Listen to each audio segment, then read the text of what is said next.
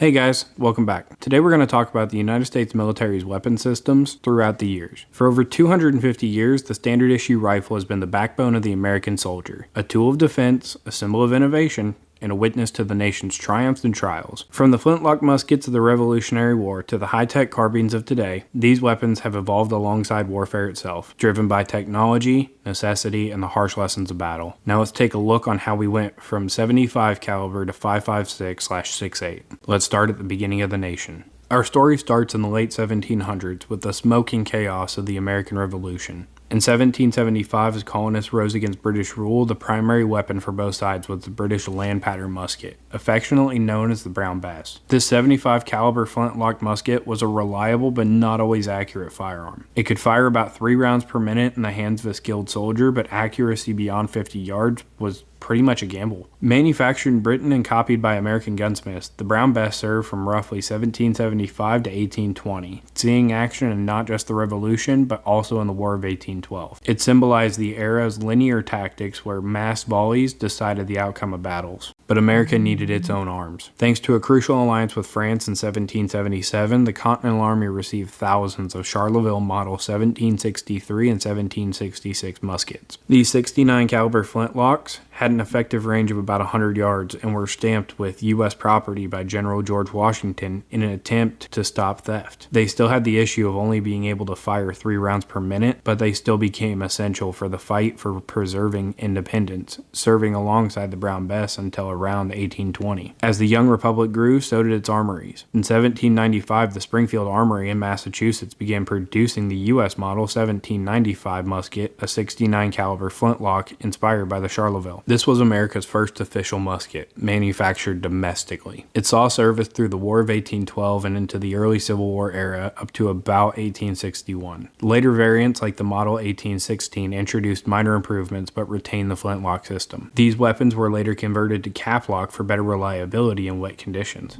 By the 1840s, innovation accelerated. The U.S. Model 1842 musket marked a shift in using a caplock system instead of an unreliable flintlock. Still 69 caliber and smoothbore, it featured interchangeable parts, a revolutionary concept pioneered by Eli Whitney, the creator of the cotton gin, allowing for easier repairs on the battlefield. About 275,000 were produced, and it served from 1842 through the Mexican-American War and into the Civil War up to 1865. The mid-1800s brought rifling to the masses. In 1855, the U.S. authorized the .58 caliber rifle musket, the first rifled weapon for general issue. The Model 1855 and its improved sibling, the 1861 Springfield, used a rifled barrel and conical mini-bullet for greater accuracy and range. They could reach out to 500 yards effectively. Caplock fired, these were mass-produced during the Civil War with nearly 1 million Model 1861s made by Springfield and private contractors. They became the standard for Union forces, transforming warfare from close-range volleys to more precise engagements. The Civil War from 1861 to 1865 tested these rifles brutally, with the Springfield earning its place as a game-changer. After the Civil War, the Army looked westward. The Model 1873 Springfield, often called the trapdoor Springfield, was adopted. It introduced a breech-loading 4570 self-contained cartridge. This single-shot rifle could fire up to 15 rounds per minute with an effective range of 1,000 yards. It served from 1873 through the Indian War, Spanish-American War, and the Philippine Insurrection up to 1898. Variants like the Model 1884 added better sight, and the Model 1888 included a ramrod bayonet. The lessons of the Spanish-American War exposed weaknesses. American troops found their trapdoors outmatched by Spanish Mausers,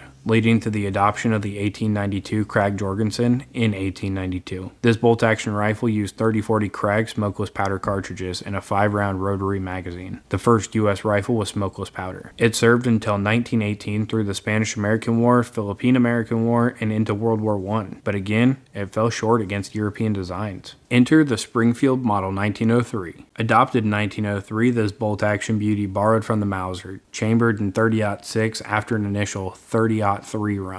With a 5-round stripper clip, it offered reliability and power, serving as the standard in World War I and into World War II until 1945. Over 1.3 million were produced, and it doubled as a sniper rifle in later conflicts. World War I demanded more. The model 1917 Enfield, a bolt-action based on British design rechambered for .30-06, became the most common rifle for American doughboys. Produced in the millions by U.S. firms like Remington and Winchester, and made up 75% of arms for the American Expeditionary Forces from 1917 and 1918. Simpler and cheaper than the 1903, it helped turn the tide in the trenches. The interwar periods brought a proverbial quantum leap: semi-automatic fire. After years of development, the M1 Garand was standardized in 1936. The gas-operated .30-06 rifle used an 8-round en-bloc clip, firing up to 30 rounds per minute. General George Patton called it, quote, the greatest battle implement ever devised. Nearly 5.5 million were made, and it gave the U.S. troops a firepower edge in World War II, the Korean War, and even early Vietnam, serving until around 1963. Post-World War II, though, the U.S. Army sought versatility. The M14, adopted in 1960, was a selective fire system with a 7.62mm cartridge and a detachable 20-round box magazine. Based on the Garand, it served in the early Vietnam War until about 1970. Vietnam's jungles demanded lighter weapons. Enter the M16 in 1964, a 5.56 lightweight rifle with direct impingement gas operation systems. Early versions like the XM7E1, later the M16A1, suffered jamming in humid conditions, but improvements came pretty swiftly. Capable of 700 to 900 rounds per minute in full auto, it became the standard. Evolving through variations like the M16A2 with 3-round burst in the 80s, it's still in use today with accessories like optics and rails, but in the early 2000s, the M4 carbine, a shorter, lighter M16 variant, became the primary weapon. That still retained the 5.56, had selective fire, and could fire 700 to 950 rounds per minute. It was modular with Picatinny rails for attachments. It was used primarily in Iraq and Afghanistan. The M4A1 offers full auto capability and remains the go-to for close quarters combat. Today, as of 2025, the M4 and M16 families continue to evolve. The Army is testing the XM7 for a next-generation system, but it's not proving as successful as they thought, so the legacy endures. From musket to modular carbine, these rifles have armed generations of soldiers, shaping history one shot at a time. What started with the Brown Bess has become a testament to American ingenuity. As warfare changes with drones, AI, and beyond, the infantry rifle remains the soldier's steadfast companion. Thanks for joining me today.